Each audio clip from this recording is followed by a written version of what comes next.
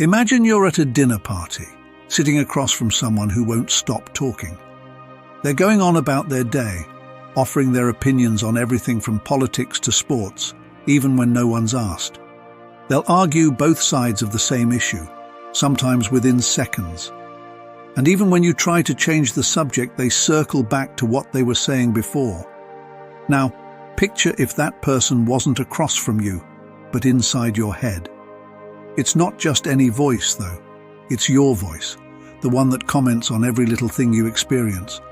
It has an opinion on the weather, it narrates your daily routine, and most of the time, it's like a radio that's permanently tuned into a talk show you never signed up for. Let's be real. This voice is exhausting. Even in the silence of your own mind, you don't get a break. And maybe you've noticed, as I have, that the chatter often picks up at the worst times, when you're lying in bed, trying to sleep, or in the middle of an important task. The mind is relentless, offering commentary you didn't ask for, advice you didn't need, or problems that don't even exist. A friend of mine once described her mind as a worry machine. She'd be out for a casual walk, trying to enjoy the sunshine, when her inner voice would start fretting about something completely irrelevant, like whether she left the stove on at home, or how her boss really felt about that email she sent 3 days ago. Have you ever experienced this? You're in a beautiful moment, maybe at the beach or a wedding, and yet there's this background noise inside, taking you away from what's in front of you. It's like being in two places at once, one foot in reality and the other lost in thought. Why does it happen? Why do we tolerate this endless dialogue inside our heads? The truth is, we don't just tolerate it, we've grown used to it. It's so ingrained in our lives that we don't even notice it most of the time. We walk through life with this roommate in our heads, and we've let it take up permanent residence.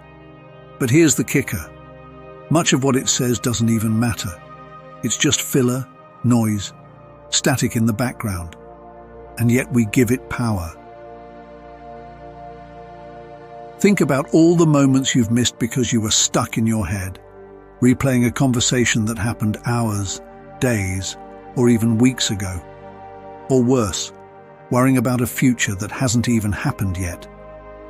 Have you ever caught yourself mentally rehearsing an argument with someone only to realize that the confrontation never even occurs? And when it does, it doesn't play out the way you imagined it would. Here's a relatable example. You're driving to work and a car cuts you off. Immediately, your inner dialogue kicks in. How dare they?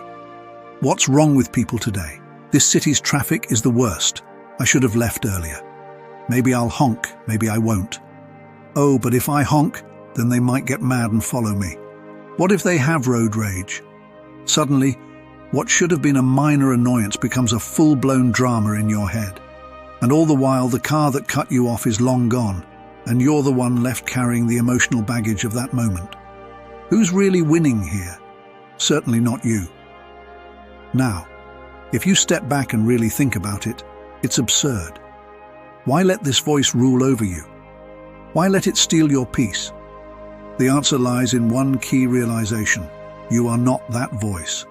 The voice inside your head, the one that's always talking, isn't you. You're the one listening to the voice. You're the one who hears it narrating, judging, and overthinking everything. This may seem like a subtle distinction, but it's crucial. The moment you realize that you're the observer, not the voice itself, is the moment you can begin to free yourself. Imagine standing in front of a mirror. When you look at your reflection, you don't think, "That's me." You think, "That's my reflection." You know instinctively that the image you're seeing is not the real you, it's just a reflection. The same is true for your thoughts. They're reflections of your mind's activity, not the essence of who you are. Let me share another story, this time a personal one. A few years ago, I went through a particularly stressful period at work. Every morning, my mind would start racing the minute I woke up. Thoughts about deadlines, meetings, and potential mistakes would flood my head before my feet even hit the floor. I'd lie there, already exhausted by the mental chatter. At first, I thought this was just part of being a responsible adult, part of adulting. But then I noticed something strange. On weekends, when I didn't have work to worry about, my mind would still find something else to stress over. It was as if the content didn't matter. The mind just needed something to fixate on. It hit me then. The issue wasn't the specific thoughts themselves, but the fact that my mind was constantly seeking out problems to solve, even when there weren't any. It was like a muscle that had been conditioned to always be tense, even when there was no real danger. I had to train myself to recognize when my mind was getting stuck in this loop, and more importantly, to remind myself that I didn't have to engage with every thought that popped up. Now, this is easier said than done. You can't just will your mind to be quiet. It doesn't work like that. But you can create some space between you and the thoughts. One technique that's helped me is simply observing the thoughts without judgment. It's a bit like watching clouds pass in the sky. You see them, you acknowledge their presence, but you don't feel the need to hold on to any of them. You just let them float by. This practice of observation without attachment is what the great sages and spiritual teachers have been advocating for centuries. In mindfulness practices, this is referred to as non-identification, the ability to witness your thoughts without becoming entangled in them. When you do this, you start to see that most of your thoughts are fleeting and, frankly, unimportant. Let's take this a step further. Imagine you're standing by a river. The water is your stream of thoughts, constantly flowing, constantly moving. You can choose to stand on the bank and watch the water pass, or you can jump in and let the current carry you away. Most of us, without even realizing it, have spent our lives swimming in the river, tossed around by our thoughts. But what if instead we chose to stand on the shore? What if we decided to observe the flow without getting swept up in it? Here's where it gets interesting. The more you practice this, the more you realize that the river isn't as turbulent as you thought. Sure, there are waves and rapids at times, but there are also moments of stillness, moments of peace. And those moments are always there, waiting for you, if only you step back and allow them to come. This leads to another important point.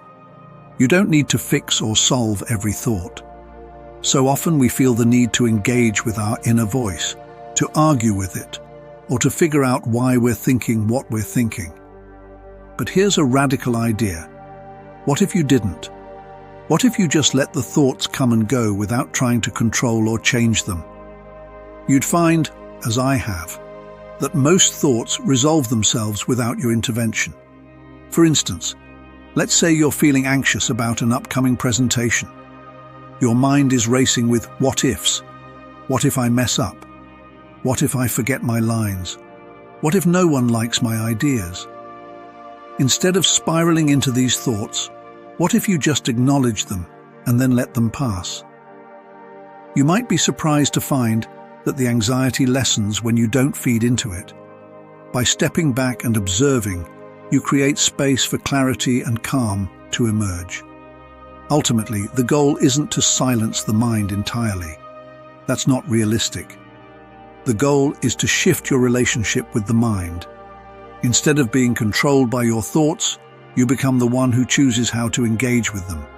Instead of being swept away by every passing emotion, you learn to stand firm as the observer, grounded in the present moment. The beauty of this practice is that it can be applied to every area of life. Whether you're dealing with stress at work, conflict in your relationships, or uncertainty about the future, the ability to step back and observe without judgment is a powerful tool for finding peace amidst the chaos. So, the next time your inner voice starts its incessant chatter, remember, you don't have to engage with it. You don't have to fix every problem it presents or solve every riddle it poses.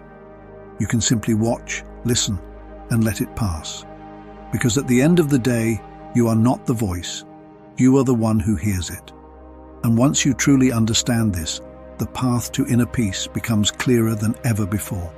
Have you ever had a moment when you were completely absorbed in something, like watching a sunset, playing with a child, or dancing to your favorite song?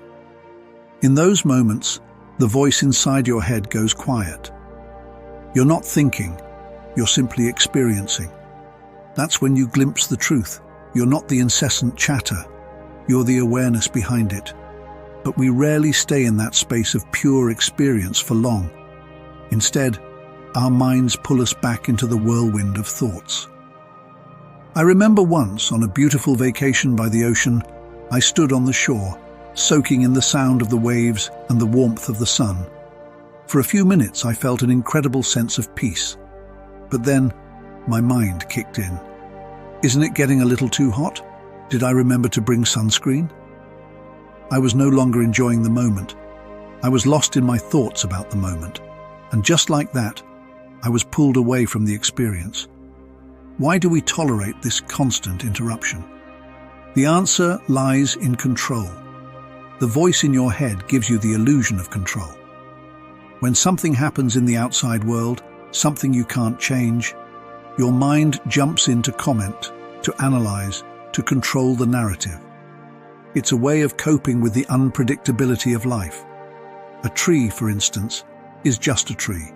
But the moment you see it, your mind labels it, compares it to other trees you've seen, and maybe even decides whether it's a good or bad tree. By verbalizing the world around us, we feel more secure, more in control. But this is just an illusion.